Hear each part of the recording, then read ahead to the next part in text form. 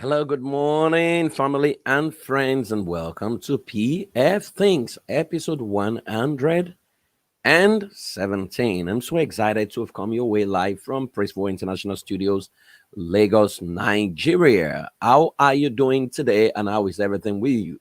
Thank you so much for all of you who joined me on Instagram, those of you join on YouTube, and those of you join on Facebook. To have come your way again today. Now, in the last 6 days, thereabout, we've started talking about effective marital communication. The fact that if you don't master how to effectively communicate with your spouse, your marriage may not last because communication is the bedrock of every relationship.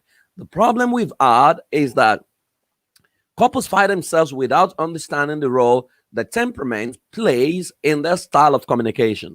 So, in the last 3 days, what we've done is to break down every personality style and to see how their communication affect their relationship. So far, we've looked at mastering the intimidating communicator. We've looked at the creative communicator. Yesterday, we took a look at the diplomatic communicator, and today we will take the final look at the systematic communicator because if you do not understand who they are, and if they don't even understand why they communicate the way they do, they may be hurting their spouses without knowing. Now, I will start by making a quote from Dr. Martin Luther King Jr. It said, "People fail to get along because they fear each other. They fear each other because they don't know each other. They don't know each other because they have not communicated." Take that again. Dr. Martin Luther King Jr. said that people fail to get along with each other because they fear each other. They fear each other because they don't know each other, and they don't know each other because they have not communicated with each other. That if we do not master effective communication, then we may not know and understand each other. And if we don't understand each other or know each other, then we'll be afraid of ourselves and we may not get along with ourselves. That I consistently have seen spouses want to talk to their spouse and they are doing sign of the cross and they are committing the acts of their spouse. I often say the moment you want to talk to your spouse and you have to pray and commit his heart or her heart into God's hand, then love is no longer there. What you have is a pseudo master-slave relationship, in which someone needs to be worshipped thereabout, because true lovers who are first of all friends, and true friends must be able to say what they want to say, in a way that inspire confidence and inspire peace, foster peace between the person they're talking to. Now, a lot of people do not know, and I consistently have repeated this in the whole of this series, that the goal of communication is to create an experience. It's not to open your mouth and talk, because the book of Proverbs says that even a fool is considered wise when he keeps quiet. That a fool remains a wise man until his mouth is opened. That the moment his mouth is open, you will know whether he's a fool or he's a wise man. And trapped in everyone is a fool and a king, according to Dr. Mike Murdoch. And the one you speak to is the one that responds to you. So the question I have consistently asked since we started this series is your communication projecting you as a representative of heaven or a representative of hell? Now, when we talk about the diplomatic communicator or the systematic communicator, we are talking about that personality called systematic forward. Now, a systematic forward is analytical. For them, it's about the optics of perfection, right? They deal with data. They are perfectionism inclined. So when you're dealing with a systematic communicator, they want to be right. It's not about, creating the experience that makes you feel good. It's about exposing you and getting you to attain perfection. Now, they are very conscientious, so they are not diplomatic at all. They don't call black blue. They don't see the gray shades of gray. What they see is project life from the standpoint of right and wrong, or black and white. And oftentimes they are not correct, but that's just the way they see life. They are very careful. They have high standards. They are thorough, and they don't even easily trust because they want proofs. So consistently, they want you to deal with data or give samples of people who have done it, or you need to ensure that you are very accurate in your analysis, because the moment they realize that you are not accurate, or you told a lie, or you exaggerated, they may struggle to trust you because naturally they don't trust easily. Now, when you fall short once, you are not going to have likely have a second chance. Even when they give you a second chance, is from the standpoint of second guessing you, right? Because they'll keep remembering what you've done in times past. And that is why the highest suicide in the world is among systematic fraud, because they are the first to check out of a relationship. They don't have too many friends. And when someone hurts them, they are not likely going to come back to talk about, oh, how do we reconcile? They're simply going to move on and shut out of your life. And they will hear statements like, you can't be trusted. They are the ones who use labels the most, because for them, life is about heaven and hell. Life is about white and black. Life is about right and wrong.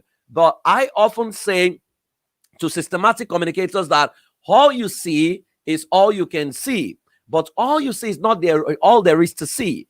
That they do not stare at her and they do not see the end game, which is why consistently you realize that they don't have sound relationships in their life, or too many relationships, because they keep measuring people from a perfectionism syndrome, which doesn't exist. In their mind, they have an utopian world where everything is perfect and everyone is just fine. And that doesn't exist. Now, so when you're dealing with them, they are driven by standards and compliance. So you need to be thorough, you need to be prepared, you need to be detailed, focused, and patient. Now, I do not know how love can survive when you have to be thorough, you have to be prepared, you have to be detailed and focused with your spouse. I mean, you are going for a conversation with them as if you are going for a presentation. You have to prepare yourself and plan. You have to get your datas right. I do not know how love can survive in that kind of situation, but that's who they are. And you see, that's why consistently they seem to have a lot of challenge with keeping and maintaining relationship. Now, we call them Madam Due Process or Papa Due Process, or because they seem to have a perfect profile. Now, I'll read out their profile and I'll tell you, if you are in this category of, if you live on this category or you are within this particular personality or communication style, I'll tell you what you need to do. Because let me tell you and announce to you, your spouse is suffering. 1, 2, your spouse is afraid of you. You need to know that. So gradually, love is moving out and thinning out because your spouse is afraid of you. As a matter of fact, your spouse is afraid to request for sex because until you are ready, sex never happens, right? And so you can't do spontaneous sex simply because for you, it has to be methodical. Everything has to be planned and you must stick to your doesn't align with your plan, it's not going to be done. So let me tell you this, your spouse is suffering. And because you are not even likely to flirt with your spouse, because as far as you're concerned, what is that? That is, unacceptable in a relationship. Now, if you don't flirt with your spouse, I do not know who you're going to flirt with, but you need to understand this. If you are a systematic communicator, most likely your spouse is suffering and they are showing you the side of them that they want you to see, because they are afraid that if they show you the true sides to them, you may not even stay in the relationship. Now, here is the perfect profile of a systematic communicator. It says, I don't offer much information about myself because I'm rather internal and reticent. I love high standard and it feels great when due process is followed. So you can see they can't stand it when you jump the gun. Like you got to jump the gun. When the house is under fire, you can't be talking about this is step 1, step 2, step 3. If you have to jump from the staircase down, you got to jump. The most important thing will be safety. But for them, even when they have jumped from the staircase or when you jump from the staircase, they want to review it and be asking you, so how did you jump? Why did you jump? Why didn't you follow the step 1, step 2, step 3? Right? Are you for real? And yes, the spouse is wondering, what is this person all about? Right? But that's just who they are. They are the ones who help the world maintain high standard. It says, I dislike people who are too playful and overly excited. So when they are married to a spouse who is a happy-go-lucky people person, they can't understand the excitement because unfortunately, you see, this is the problem. That's the life they truly want. They also want people to love them, people to serve them, people to warm up to them. But because they do not have the requisite relationship skills to keep people, People want an environment that is non-judgmental, an environment of affirmation. The systematic communicator cannot keep that environment, because for them things are in silos, right? And they judge people, they look at people from the standpoint of their standards, and they place them without even hearing their side or taking cognizance of their journey and how they arrived at where they arrived. So when they see a spouse play and overly excited, they can't stand it. Or when they have a spouse who is playing with opposite sex and they're touching themselves, the intuitive feeler, they begin to read meanings to it, and they begin to say, no, no, no, don't you think? They just overthink issue and create a picture that doesn't exist because they want to be overly careful. Now, it says, I hardly show sympathy for people suffering because in life is a direct consequence for our action. So that is the problem. So your spouse cannot measure their imperfection by your own seeming perfection, because they are not actually perfect. So you have a friend who maybe has a problem, and you come to your spouse who is a systematic communicator to imagine what happened to my friend. Oh wow, his wife just cheated on him. And you would expect her to feel empathetic, or him to feel empathetic and say, oh wow, that must be tough for them. What you're likely going to hear is, wow, what was she thinking about before she married, or what was he thinking about before she married that kind of guy? He must have been swept away by her beauty. Oh no, no, no, that can never happen to me. And I hope you are not going to join up forces with those kind of people, because you should not even be moving with those kind of people.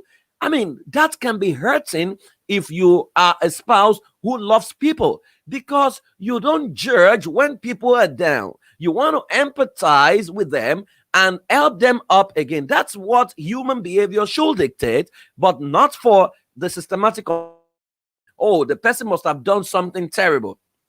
That's why bad things happen. As far as they are concerned, people's life experience is a direct consequence for their action. So when someone is going through divorce, as far as they are concerned, it is their fault. They are not willing to understand the shades of gray between the context of white and black. Now, if you are dealing with this person, you need to be very thorough and make presentation with great accuracy if you want to get along with them, right? Mind you, they will also research you personally. So whatever you're telling them, they don't believe you hook, line, and sinker. They want to conduct their own investigations around you, which is why we often call them CIA.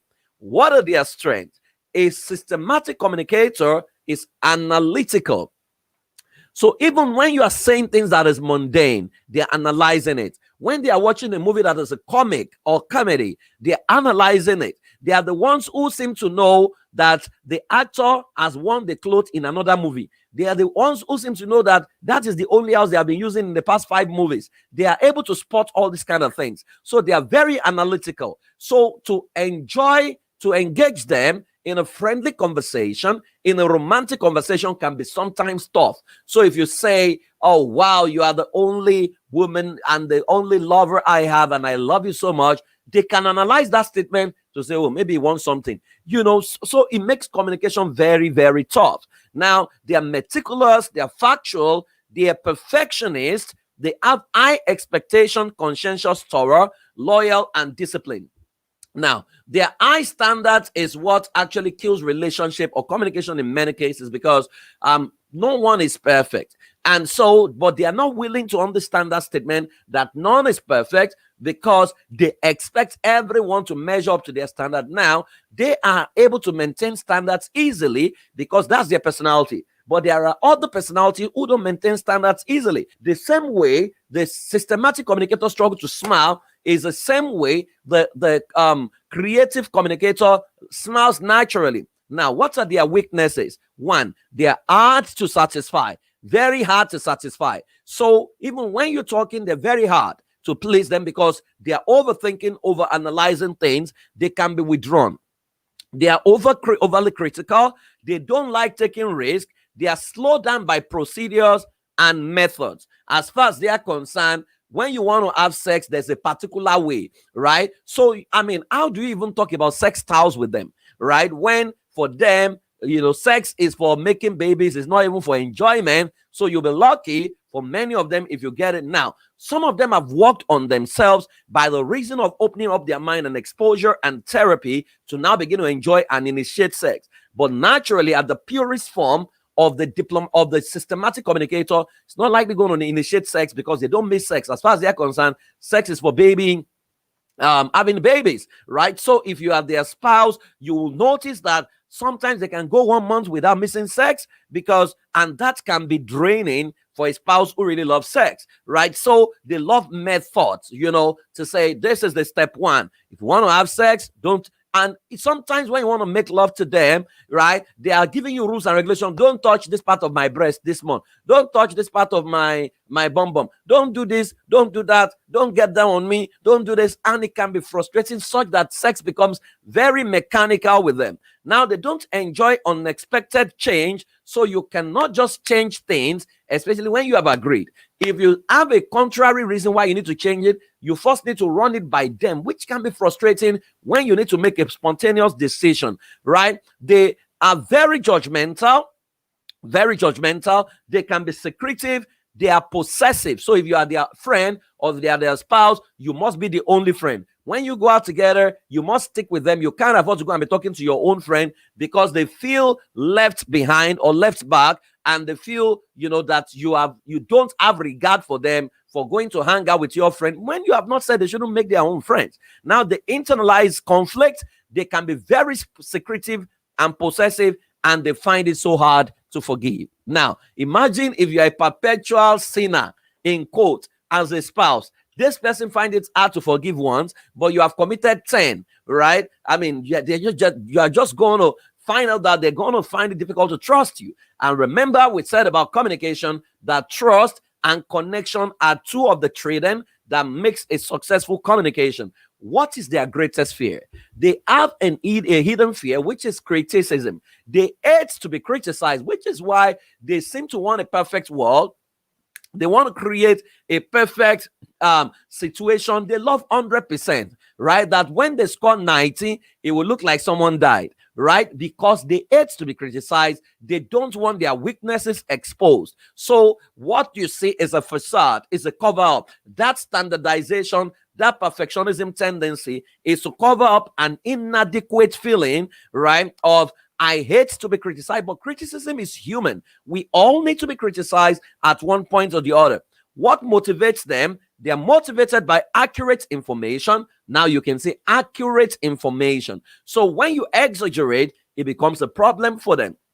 Now, they are motivated. Now, they want accurate information, even though they can't stand accurate information. Because when you tell them the way things are, they are likely going to judge, and they're not going to be able to forgive, which is why you see that some of their spouses lie and they edit things for them. They only tell them what they should hear, not exactly what happened, because the way they're going to cross-examine you, you would think you're in the Supreme Court, right? So consistently, they'll tell you, but you are not telling me the truth. But they have not created the environment where the truth can be spoken, because truth hurts, and it hurts them in a special way, right? And even when you speak the truth, they don't see it from an empathetic point of view. They just want to judge. So you need to understand that they want accurate information, they have standards, and they want clear boundaries. So they are the ones who are likely going to say, I want my room, I want my space, this is how I arrange my shoe, you should not infringe on my, don't use my cup, don't use my plate, don't my, government of the self, by the self, and for the self. What gets them stressed? They get stressed when you criticize their work or change their plans. They get stressed when you can't achieve what they said to achieve, or when they fail. They can't stand failure. So when you agree on, oh, we're going to go on a vacation and the 10th of this month, and on the night an emergency happened, you can't afford to shift that date, even if the emergency will set the family free forever, right? They may not forgive you. You need to understand that, which is why one of the areas they need to grow out of, because they struggle to keep and sustain a relationship, because things can change. You need to be flexible and adjust and adapt. But for them, it must be as it was in the beginning, it's now, and ever shall be, world without end. Amen. So they can't stand criticism, even though they can criticize for the whole world, right? They can criticize, analyze other people's work, but when you do it for them, they hate you, and they hate it, they can't stand it. Now, so what we say is, those that judge other people hate to be judged by themselves. That is the systematic communicator, right? And when you change their plans, they don't like it at all, right? Because they keep feeling that you need to feed them back, and you may not see the need to feed them back because things need to work. And sometimes you don't even remember, and that becomes a problem. Now, they are very, very dogmatic in their approach when they should understand that this is my spouse, this is the way he loves to do things. They are not willing to accept that, because as far as they are concerned, things must be done the way we have agreed. So there is no room for surprises, right? There is no room for shock, because they don't even do so well with that. It must be what we have agreed, and it must be done that way. Even when there's a reason to change it, it's tough for them to change. Now, so you need to understand that they get stressed when you criticize their work. So they can use labels on people, but they can't stand it when you feed them back on what they are not doing well. And they can't stand it when they fail as well. How do they recover from stress? They love to spend time alone. They love to read a book, listen to music, or pursue a hobby. That's how they recover. So when you see them spend time alone, when they say to you, I want to be alone, please let them be. Let them be alone. That's how they recover from stress. If you go and meet them and be trying to find out, because sometimes they just want to be alone, not because you have done anything. So you are wondering, what have I done? And that's the biggest problem in a love relationship with them, because they put you on the edge consistently. They just become moody, and you are wondering, what have I done? What did I say? What? Meanwhile, it has nothing to do with you, right? So let's let them be when they want to spend time alone, or they're reading a book. Now, what are the areas they need to develop? They need, if you are a systematic communicator, the first area you need to develop is relationship building. You must learn to build relationship, because it doesn't come naturally to you. So you want to get a coach to work with you on this. Then they need to learn to verbalize thoughts, patience, and they have a bit of inferiority complex that they need to overcome. It's a bit of low self-esteem. They don't feel they are good enough, and that's why their mouth is very little. Sometimes they need to wash you down for them to feel okay or feel elevated, and that doesn't help anyone. They need to deal with that inferiority complex, and they need to learn to open up. Now, you find them in operations, finance, project management, research, engineering, work that require high standards and low margin of error. Now, what are their expectations from you? This person says, I am highly detailed and not as emotional as other people. So you want to crack jokes and they are looking straight. It's very frustrating, because you expect your lover to at least laugh at your joke. For them, they are going to tell you, you fuck up. You messed up. Your joke was not even good at all, right? You expect them to be in your corner, but they're going to feed you back exactly how they feel. Even if the whole world is clapping, they are likely going to pick your errors, your grammatical blunders, your spell checks. They are not even going to tell you, oh, you did very well. They are just going to eat at you exactly what you have done wrongly, right? So they expect you to be thorough, detailed, and well prepared to answer their numerous questions. And so every communication is like being cross-examined. So sweetheart, as I was coming back on my way from work, I saw my friend, and I had a wine, a glass of wine with them. Oh, really? Was it just a glass of wine? Oh, yes, it was a glass of wine. Were there ladies at the bar? Of course, there were ladies at the bar. Did you talk to any of them? No, I did not talk to any of them. How many ladies were at the bar? I didn't count. You should be able to count. Were they up to 10? Yes. Is there light complexion there? Yes. Did you like her? What did she wear? And blah, blah, blah. And you are wondering, where is this heading to? Right? But so how can a communication be very effective with a lover if you have to always be cross-examined? Right? So they want you to prepare for their numerous questions. They need to be convinced beyond doubt. And that's a problem, right? And it's a problem of lack of trust, right? I don't really take the lead, but they enjoy research, numbers, details. They love deadlines, but they want patience, because even though they work slowly, but they are very accurate in their delivery of results. They want you to commend their brilliance and don't rubbish their effort. And they want you to allow them to decide and work independently. So you can hear them. They want you to commend their brilliance and don't rubbish their effort, but they can rubbish other people's efforts. Now, So you need to understand, if you are a systematic communicator, that you are the one that requires the greatest help when it comes to communicating with people. Even though your communication is honest, is straight, is blunt, but how well does it sit with the person you are communicating with, right? In your quest to be right, are you hurting your spouse, destroying your spouse, killing their esteem, unknown to you, but to you, because you don't feel a lot of emotions, you think you're right, right? Would you want to be right or keep a relationship? The choice will be yours. But they see themselves as modest, but they can be very severe. So even though they don't talk too much, but their words can be very severe, right? But they'll tell you, no, no, no, I'm just very modest, but it could be very severe. And you need to understand that the recipient of your communication is the one you need to feed you back. Where your communication is creating hell, making them feel less than themselves, making them feel like committing suicide, making your spouse feel like going to talk to someone else, then you need to watch it. Now, they are precise, but they could be picky, right? They can pick on people consistently. They are calculating, but they can appear very scheming, right? They are very observant, but they can be very nosy. Nosy in the sense that they cross-examine their spouses, and that doesn't bode well for effective marital communication. They are very solitary, but they can be unsociable. So you have a spouse who loves to go for parties because they don't like crowd, and they don't like people because they feel exposed, right? They're going to likely blackmail you from not going, or say, you are going to meet an old friend, your old flame, that girl from before, is she going to be there, and blah, blah, blah, blah, blah. And God help you if you have ever told them about someone that you fell in love with in times past, and they see the person around you, you must be ready to face the Chief Justice of the Federation or Chief Judge of the Federation of the country, wherever you belong to. Now, they are very cautious, but sometimes it's because they are very distrustful. They don't trust people easily. So even the people in your life that you trust, they will distrust for you on your behalf, right? So these are issues, because when you don't trust people, how do you communicate effectively? What you are saying to us is that you are the only one who is righteous. But truth is, you are not the only one that is righteous. Now, they are very detailed, but they can be fixated. They are exacting. They can be perfectionist. They are accurate, but they can be fault finding. In what everyone is clapping for, they are the one that will spot that there's a dark patch, there's a red patch, there is a oil, there is a palm oil, there is something. Even when the thing is perfect, they still find a way to find but. Cook for them, they'll tell you, oh, the salt is not enough.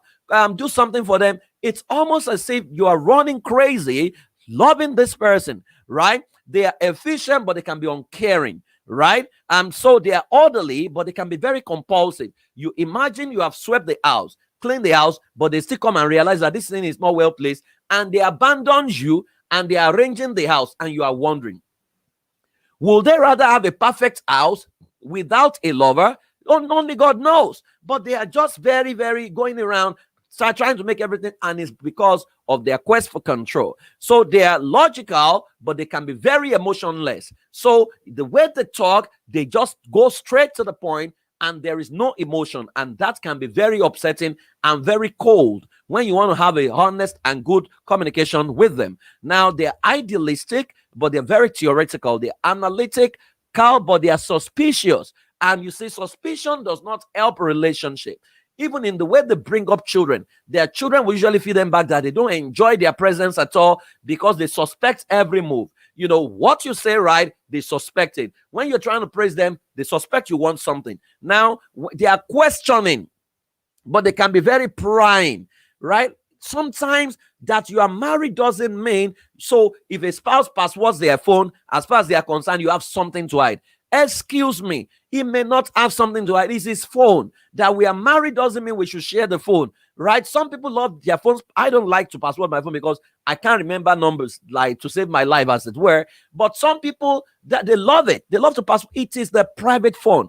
I always say to people, I have never picked my wife's phone in 13, 14 years of marriage to check who is she talking to, who is she texting. It's a private phone. I think it's disrespectful to pick a phone and begin to pry. What am I looking for? So I always say to systematic communicator that you will look for what you will find what you are looking for. And it's because you have created the energy, you will always find it. So they see their spouse has talked to someone and has said, oh, I love you. And that I love you means they're already having an affair. They keep shooting a movie that doesn't exist, and they put their spouses on the edge, And that putting them on the edge is sometimes what makes their spouse eventually begin to find succor elsewhere, right? Because they are always prying, trying to check, who are you talking to? So why did you password your phone? What did you delete? Well, I want to know. I insist. Excuse me. Why don't you have a life?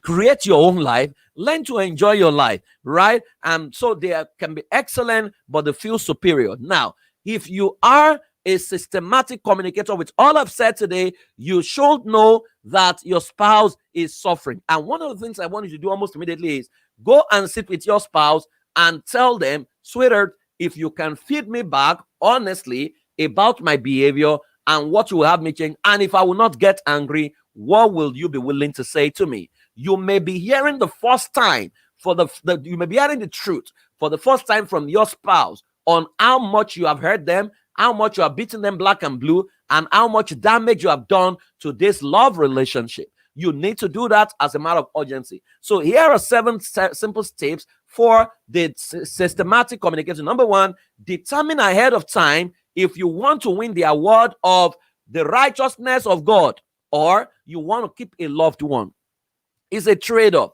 Do you want to be right or you want to do what is right? The rule of the thumb in a relationship is to do what is right, not to be right. But for you, you want to insist, I am right, I am correct. You even bring out Google, you search, you say in the year 1976, this was what was said. So I'm very accurate. Is it about accuracy or you want to keep a relationship? How accurate will you be? How happy will you be when you have shown the world and exposed your friend or your partner or your lover? They are incompetent. You have won. They have clapped for you, but you have lost them. Is that what you want? So you need to understand that it's a trade-off, and you always have to determine whether you want to be right or you want to keep a relationship, because your quest to be right makes the relationship argumentative, make communication unpleasant, and makes your relationship stone cold. Number 2, you need to create a respectful perceptual code for your spouse and align with it at all times, because I know you respect competence, which is why when a systematic communicator has a boss who is very high standard driven as well, they seem to, align and gel very well, right? But for your spouse, whether they are perfect or imperfect, you need to create a specific code. You can say, oh, if you see your father or your mother, or if you see a royalty, you need to create that perceptual code and you align with it at all times. That when I want to talk to the most important person in my life.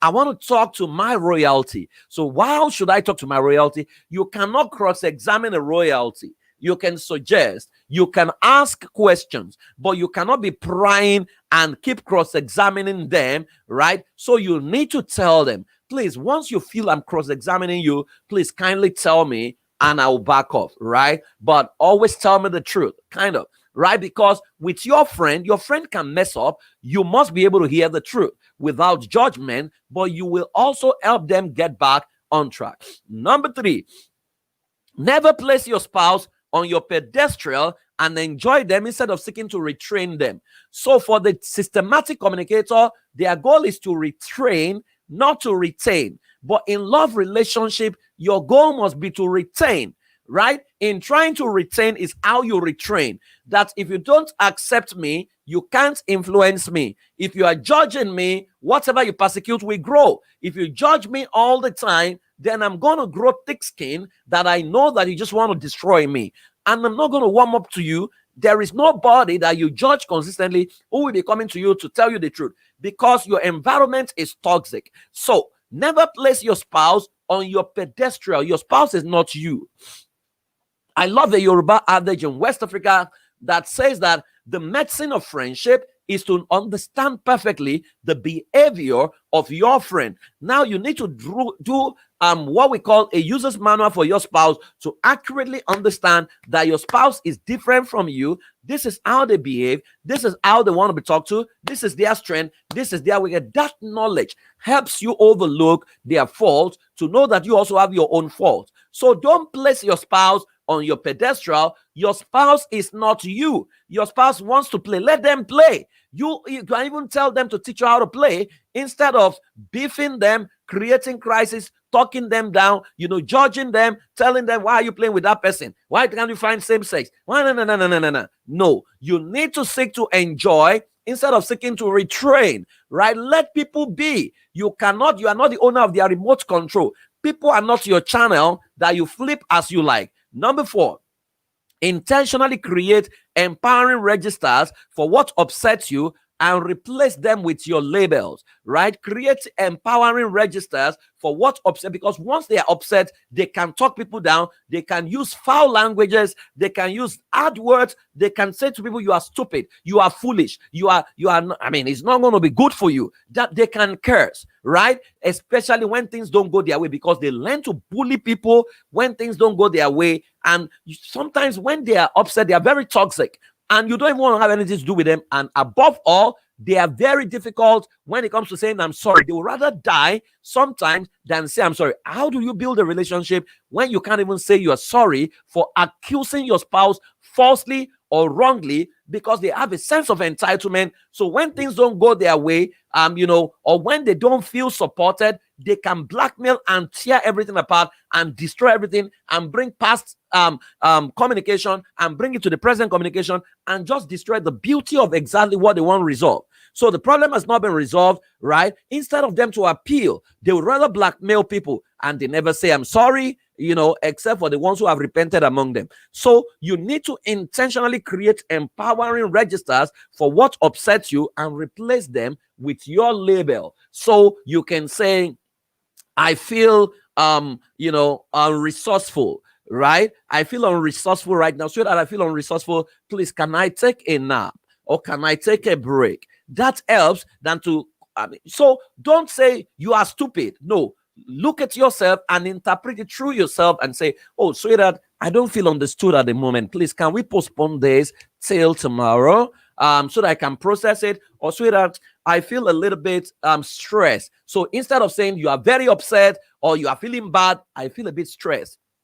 I'm agitated. If I continue this, I might not be very effective. Please, can I go rest right now? I really, really appreciate what you're doing, and we can continue, right? That is more ecological. That is more relational. Sorry, let me take some my water. Thank you. That is more relational. That is more ecological. That is more empowering than to stay in your lane and just begin to point accusing fingers. So you need to find empowering registers. There are words you must not use in a relationship. You can't call your spouse stupid, wicked. You can't say you are a bad man. No. If you feel the person is bad, sweetheart, I just feel I'm not understanding you properly right now. Can I take a break? Right? Or would you want to clarify this for me? I really, really love you, and I will want you to tell me the truth. Okay, right? And that they will feel supported that way than for you to throw labels. Because how do you throw labels at someone you are making love to? How do you throw labels and you expect the person to feel okay the next day when you have not said you are sorry? And you can't stand it when people don't say I'm sorry to you. You need to understand that you are not a god, right? To be worshipped. You must learn to say, I'm sorry. It is bad habit, bad behavior, not to be able to say, I am sorry. A 3-letter word has saved a lot of nations from war, but lack of that word has sent many nations to war. It has saved marriages. It has destroyed marriages. A lot of marriages have gone through divorce simply because one person is unwilling to say, I am sorry, right? So you need to intentionally create empowering registers. Number 5, always seek to fact find as against accuse, and I align with the best correction code for your spouse. Align with the best correction code for your spouse. So don't take a position and say, I know you have done it. I know you have done it again. I know you are going to cheat on me. No. Sweetheart, how do you feel about this person you're close to, right? You know I'm your lover. I can take in anything. I'm first of all your friend. How do you feel? Do you have any emotional connection? Oh, I don't have any emotional connection. Okay, but you know that once there's connection, you can always talk to me. That is how your spouse will feel supported, and that's how they can come out and open up to you. Not when you judge them, when you are seeing what has never happened. You are the one planting the thought, and most of the time, the thought you plant eventually materializes since you are a prophet, right? Always seek to fact find as against accuse and align with the best correction code for your spouse. So ask them, how would you want me to correct you, right? How best do you think I can correct you in a way that I can get through to you? Now, if you ask that question, your spouse will tell you, I don't like to be corrected when you accuse me. I want to be corrected when we get into the bedroom. And if that is what they say to you, you need to align with it and obey it, right? Because you need to understand that people want to be supported on their terms, not on your terms, because your terms may not be their terms. And that is the concept of respect, which says whatever you respect, you attract. Number 6, embrace humor and play to truly calm down and enjoy the beauty of relationship. Because you are always on the edge, that's why you judge people. And because play has been snuffed out of your life, take a systematic communicator for a vacation, they will create work. Take them to the beach to go and hang out, they will find a way to begin to organize, right? Nobody sent you to organize. Hire a house help for them, they will still find a way into the kitchen to try to be cooking what is not required, right? You need to embrace humor and play. And if you have a spouse who is very playful, tell them to teach you how to play. It is not a thing of pride to ask for help. Get them to get you off this us, this perfection world. Learn to fall down, laugh at yourself, play in the mud, play in the rain, play with your spouse, run around. And when you're playing board games, don't always be competitive and seek to win, right? Play it. Don't turn everything into a World War III, because I know you are competitive and that's what helps you win at work. But at home, you don't need to win. Both of you need to win. You are the same team. So embrace humor. Don't take yourself seriously. Learn to play. I would insist that you learn to play. In fact, I would recommend that go online and start learning salsa with your spouse, right? Start learning salsa. That process of learning salsa will make him step on your toes, and you will begin to calm down. Your breathing will be deeper, and you realize that you are less stressed because you are always agitated, always stressed. When you are driving on the road, you seem to see every one thing that is wrong with every other person. You are the only perfect driver. So when this one moves this way, in fact, it's frustrating to drive with a systematic communicator, because they will run commentary from the beginning of the journey to the end of the journey if they are on the wheel. And if they are not on the wheel, they are the ones who will control you. They are going to control the way you maneuver the steering. Very, very frustrating. So you embrace humor. Silence your heart. Find a book to read. If someone is driving, you just look down all through, right? And don't bother about what is going on around your world, or just let it play. Play some, comedy, skits, and watch it and enjoy the beauty of life. Life is not always hard. Life is not tough. Enjoy the beauty of life, because if you are not careful, you may not enjoy life at all. And number 7, communicate your weakness and ask for weekly feedback from your spouse while creating anger fillers for every meltdown. Create anger fillers for every meltdown. So communicate your weakness. Let your spouse know, I struggle to say I'm sorry. Let them know, I struggle to trust and I want you to help me. So I will come back to you every week to tell me how I'm improving. Please teach me. It's a blessing when you have a spouse who is an excellent communicator, because with communication, you can win, right? You need to enlist them as your coach to begin to teach you, right? And go to them for weekly feedback. Now, don't break the schedule, because I know when you hear things that doesn't sit well with you, you are not likely going to go back. Make a commitment to learn how to communicate effectively to create a proper relationship. Now, create anger filter. So when you are angry, how do you filter it? What do you say, right? So when you are angry, you can yell, I am getting better, right? Or you can yell, this is not going to control me. I am in charge. I am going to smile. Those are anger filters, right? And if you do that, you realize that it changes your state almost immediately. For every meltdown, right? You need to understand that life is about relationship, and you must learn to build relationship. It's a skill you need to develop. Communication doesn't come naturally to you, but it can be learned. I have worked with a number of systematic communicators, and they have really, really improved. Now, how you improve is, first of all, who do you see in your spouse?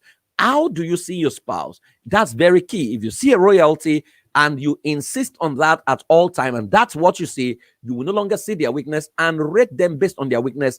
People are not their mistakes. People are not their weaknesses. We all struggle in one way or the other. When you understand that reality, you will not seek, to find a heaven, a perfect world that doesn't exist. Oftentimes, you think you are representing heaven, but you have become the accuser of the brethren, the accuser of your spouse.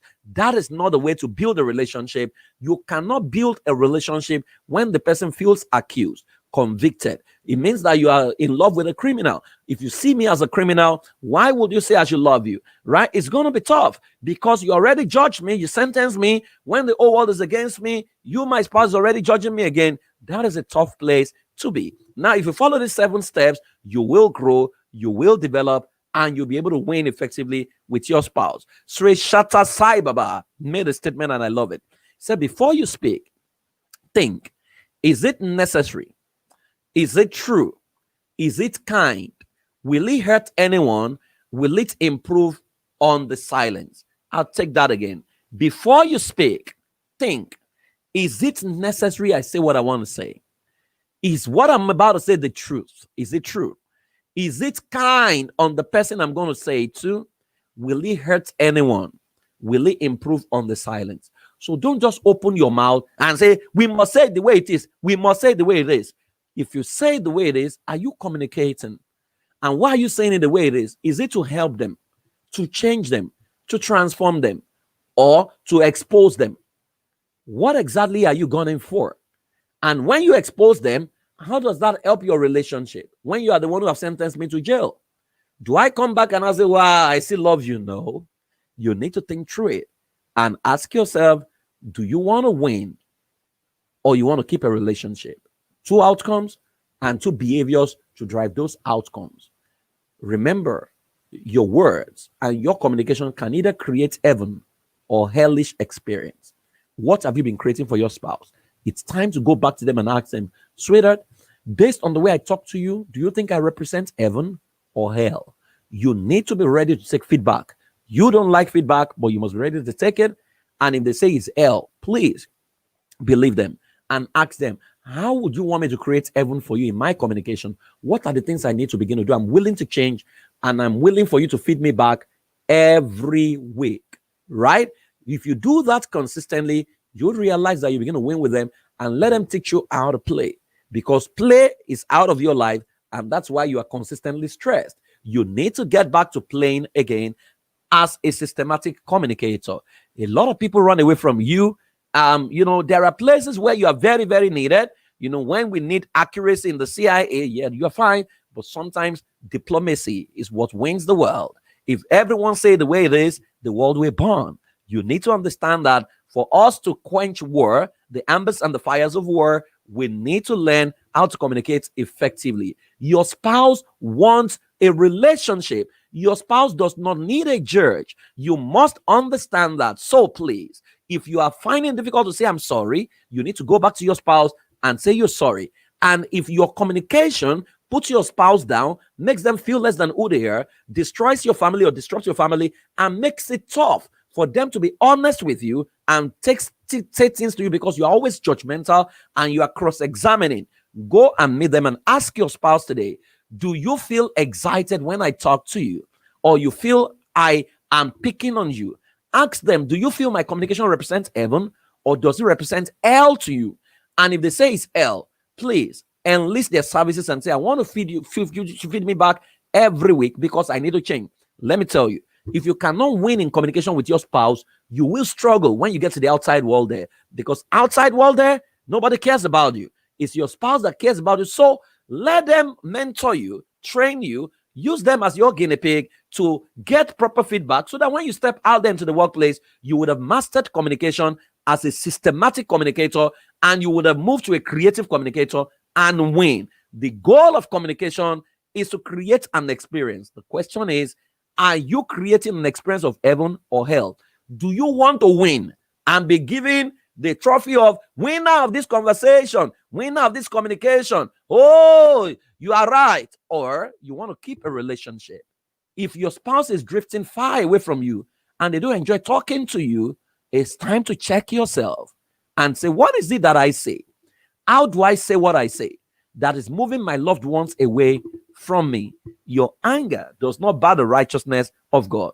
So follow what Sri Sate Sai Baba said. Before you speak, think, is it necessary? Is it the truth? Is it kind? Will it hurt anyone? Will it improve on the silence? Right? If you ask those questions, you will know when to open your mouth. Remember, even a fool is wise until he opens his mouth. So, as a systematic communicator, communication doesn't come naturally to you. It's talking that comes. But talking gets you into trouble, especially with your spouse. Learn to communicate. It's something you need to consciously master. And when you master it, you create an ideal environment where everyone thrive, where everyone is themselves, where you enjoy the beauty of the dynamics of the people around. The beauty of the dynamism in the people around you, without seeking to judge. You just realize, oh, this is this person, this is that person. I am a bit different. I love myself, but I'm not going to judge you because I am totally different, and I also have my weaknesses as well. That is what to make the world grow around, and that's how to build love and how not to war. Thank you so much for joining me, everyone. Please, if you are a systematic communicator, listen to this over and over and over again, because most likely your relationship is suffering.